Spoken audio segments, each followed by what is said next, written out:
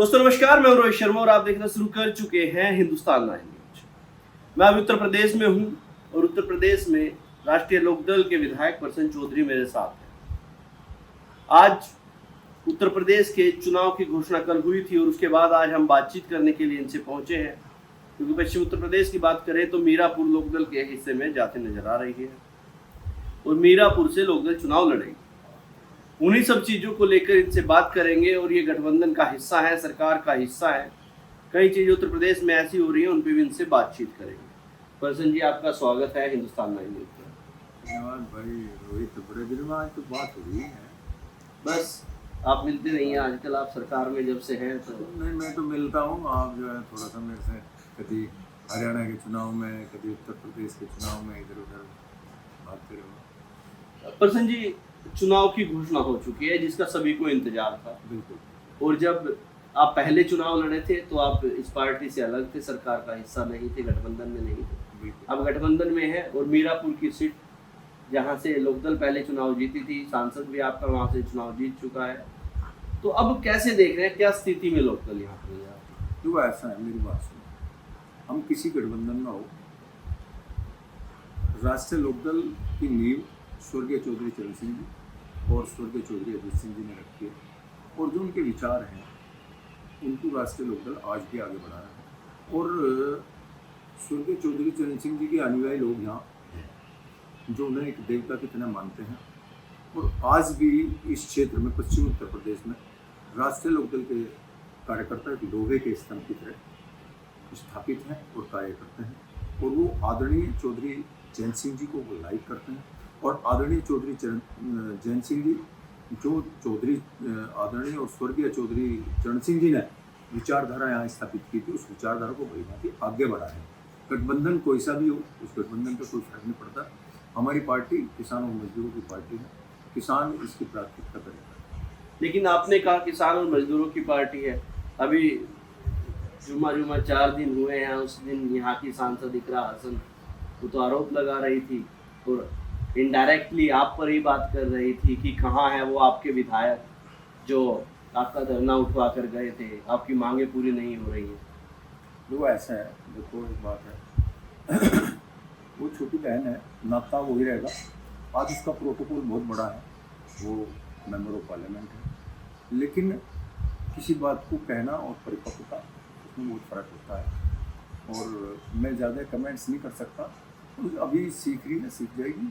और बोलना उनका अच्छा है, भाषा उनकी बढ़िया है, लेकिन किस टॉपिक पर कहाँ क्या बात करनी है वो थोड़ा सा है फर्क, हो जाएगा ठीक है, ऐसा कुछ नहीं। आपका देखो, जब हम किसानों के धरने में जाएंगे तो किसान बनते जाएंगे। हाँ, वहाँ किसानों की बात होनी चाहिए। इधर उधर की बात यदि हम करेंगे तो वहाँ प्रोटेस्ट होगा, विरोध होगा।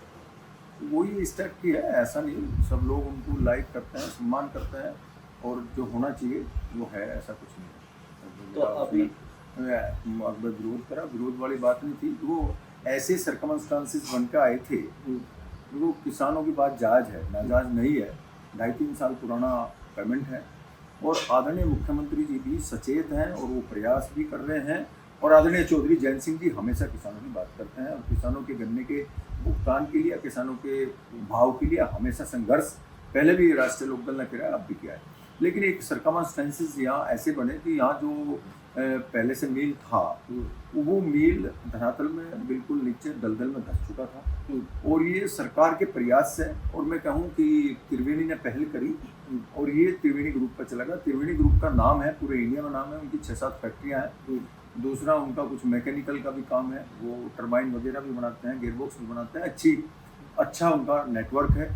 तो यहाँ की जो किसान था वो बड़ा खुश हुआ था कि हम साथ अच्छी जगह ये मील चला जाएगा। लेकिन उसके बिकने में जो ये एक सरेआम ये वायरल है भाई, तो बिक गया, लेकिन उसके बिकने में कई चीज़ें हैं जिनका ना तो किसान को पता, वो सारी मुझे भी नहीं पता। शेयर होल्डर्स पे कंपनियां होती हैं, शेयर त्रिवेणी ग्रुप ने खरीदते हैं, तो केवल चलाने की अनुमति त्रिवेणी ग्रुप को मिली है। रही बात पेमेंट की, भाई 213 करोड़ रुपए 2.5-3 साल पुराना है सर किसानों का। किसानों की गलती नहीं, बिल्कुल जरा सी चूक नहीं है।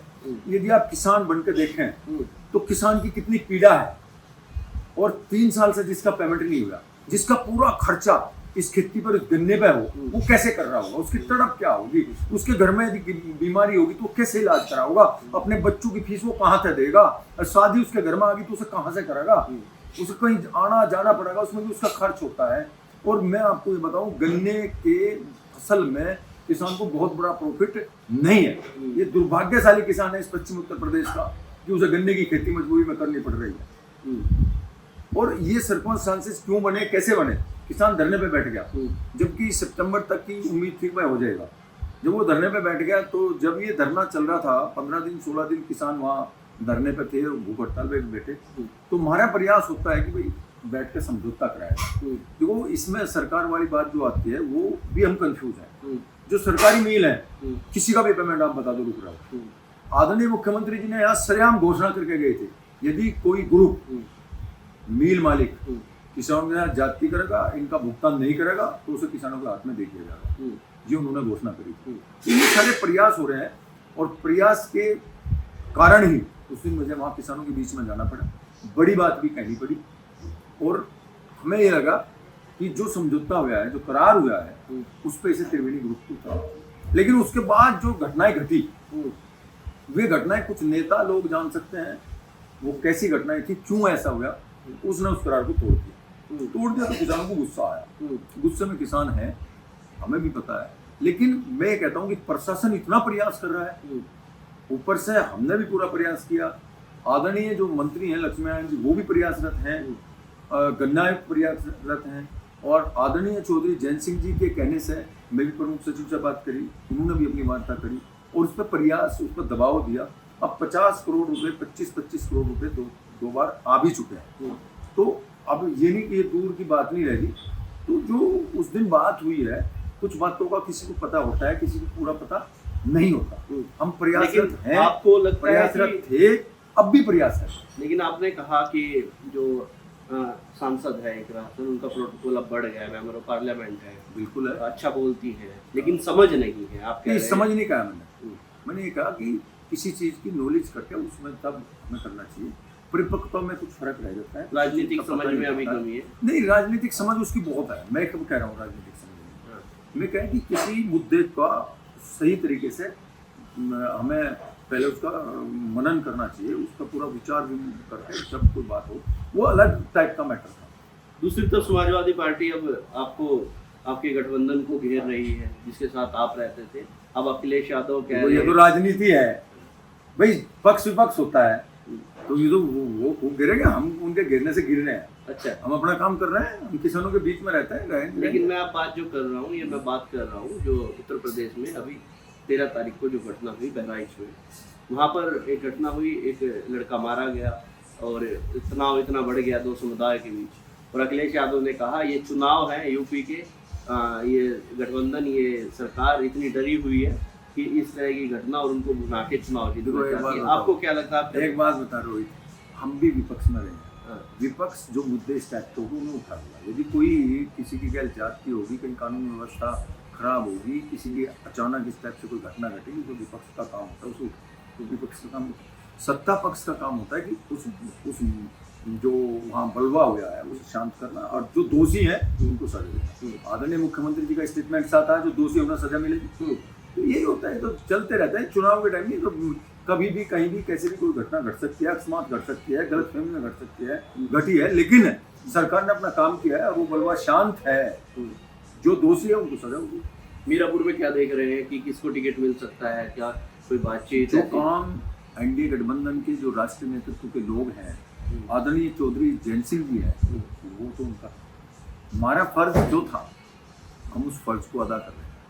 मैं तो सिर्फ आपके लिए इतना कह सकता हूँ कि हमने बूथ लेवल तक अपनी पूरी तैयारी मारी है, और जो वहाँ आवश्यकता थी, जिस चीज़ की आवश्यकता थी, जो जनहित के कार्य थे, वो भी बराबर हुए हैं। आदरणीय मुख्यमंत्री जी का और आदरणीय चौधरी जैन सिंह जी का मैं धन्यवाद करता हूँ कि वहाँ एक तो सबसे बड़ा काम हुआ है, जो वहाँ मोरना मिल है उसका विस्तारीकरण की बात हुई थी, वो शुरू कर दी गई। 300 करोड़ रुपये की सौगात अलग से आदरणीय मुख्यमंत्री जी वहाँ देखे गए थे, हम भी उसमें गए थे। बड़ी खुशी हुई कि वहाँ सड़कें, ये जो कमी थी पूरी कर दी गई थी। और आगे भी वहाँ राष्ट्रीय लोकदल भी और एनडीए गठबंधन की भारतीय जनता पार्टी के लोग, कार्यकर्ता सक्रिय हैं।